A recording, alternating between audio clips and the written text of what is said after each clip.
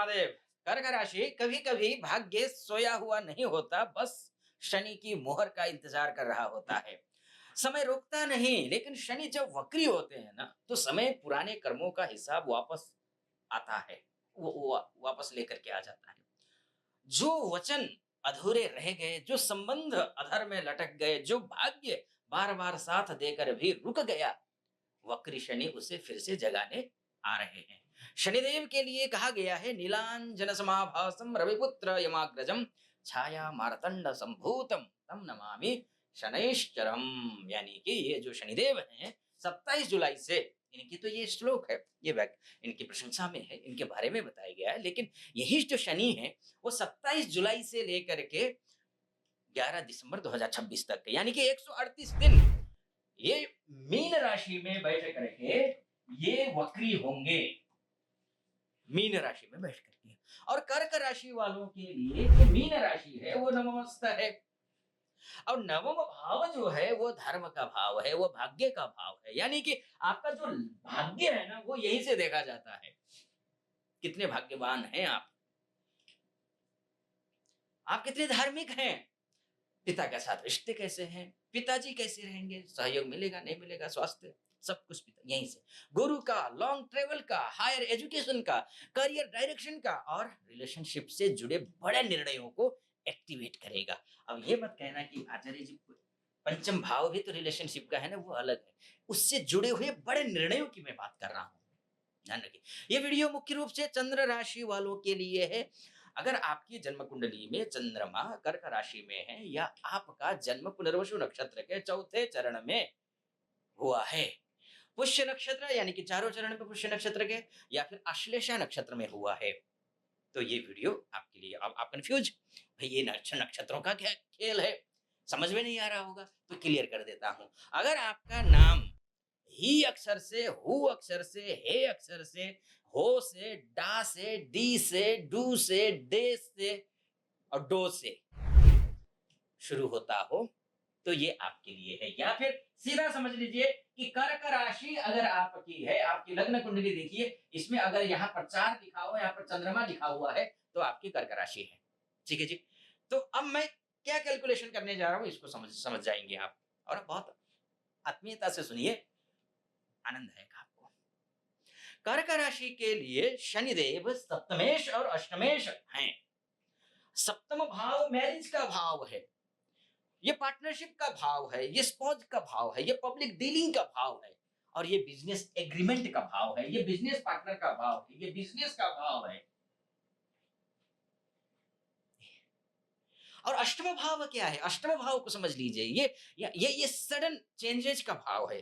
गुप्त समस्याएं, रिसर्च, पुराने कर्म, ट्रांसफॉर्मेशन और जीवन के अचानक मोड़ का भाव है। अब यही शनि इन दो इन इन इन इन सभी क्षेत्रों को लेकर के, इन सभी विषयों को लेकर के जब ये नवमस्त हो जाएगा, नवम भाव में कर्क राशि बैठा है, और वो नवम भाव को समझना जरूरी है।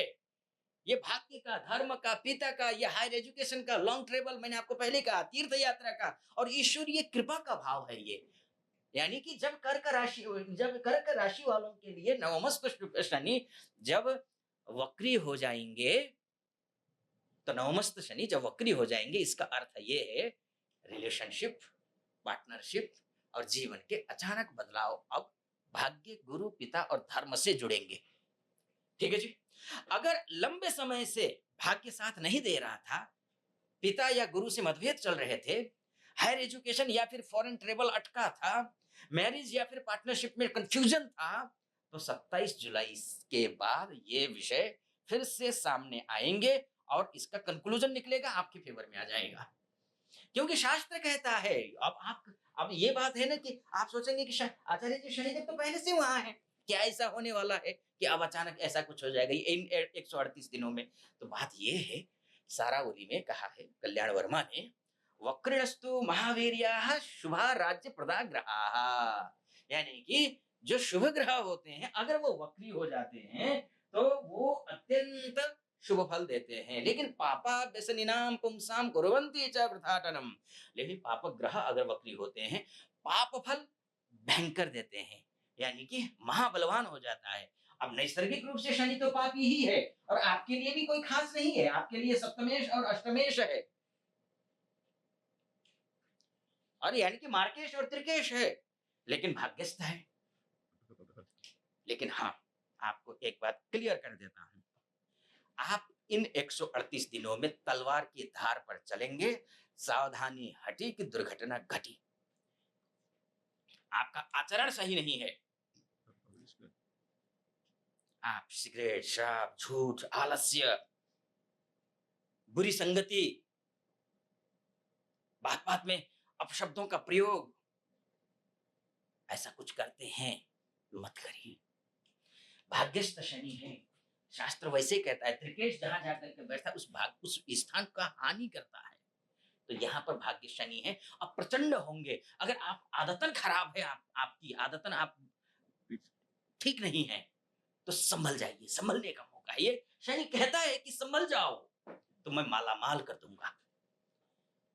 इसलिए भाग्य, अब अगर आप सही हैं, आप पूजा पाठ करते हैं, धर्म कर्म करते हैं इत्यादि जो है ना, अच्छे आचार विचार है, तो भाग्य की रुकी हुई फाइल को फिर से खोल सकते हैं शनिदेव। याद रखिए, शनि भाग्य को मुफ्त में नहीं खोलते। शनि पहले कर्म देखते हैं, फिर कृपा देते हैं। जॉब और करियर वालों के लिए यह समय डायरेक्शन बदल सकता है। आपको लग सकता है कि जिस रास्ते पर आप चल रहे थे, अब उसमें करेक्शन की जरूरत है। आपको लगे करेक्शन करना पड़ेगा तभी मिलेगा। किसी सीनियर, मेंटर, गुरु या फिर एक्सपीरियंस व्यक्ति की सलाह से आपका करियर चमक सकता है। लॉ में हैं आप, टीचिंग में हैं, एजुकेशन में हैं, कंसल्टिंग में हैं, स्पिरिचुअलिटी में हैं, ट्रेवल में हैं, फॉरेन वर्क में हैं आप, रिसर्च में हैं, इंश्योरेंस में हो आप साइकोलॉजी में हैं, या आप हीलिंग में हैं, पब्लिक डीलिंग में हैं, या पार्टनरशिप बेस्ड काम से जुड़े लोगों के लिए समय महत्वपूर्ण हो सकता है। ये बिजनेस वालों को भी पार्टनरशिप में बहुत सावधानी बरतनी पड़ेगी। शनि वक्री हो रहे हैं, लेकिन हाँ, बिजनेस वालों की सावधानी बढ़ती है, लेकिन फायदा है, प्रॉफिट है। सप्तमेश होकर के वक्री हो रहे हैं और वक्री होकर के भाग्यस्थ हो रहे हैं, तो ये तो अच्छी बात है, बहुत अच्छी बात है। पुरानी पार्टनरशिप, पुराना एग्रीमेंट, पुराना विवाद, ट्रस्ट इश्यूज सब समाप्त हो सकते हैं, क्योंकि वो सब आएंगे और क्लियर होगा, कोई कंफ्यूजन नहीं रहेगा। ध्यान रखिएगा, बस ये बोलूंगा मैं। बाकी बाकी ये देखिए, ये तो मोटा मोटी तौर पर है। आपकी कुंडली में शनि कैसा है, अन्य ग्रह कैसे हैं, भविष्य कैसा है, सब कुछ अगर दिखाना चाहते हैं, मुझसे बात करना चाहते हैं, तो नीचे नंबर है, उस नंबर पे कॉल कीजिए जो स्क्रीन पे चल रहा है नीचे। कॉल कीजिए, फिर आप देश में हैं, विदेश में हैं, महिला हैं, पुरुष हैं, कोई भी हैं, व्हाट्सएप कर सकते हैं, कॉल कर सकते हैं, मैं स्वयं आपकी कुंडली का विश्लेषण करूंगा। चलिए आइए आगे चलता हूँ।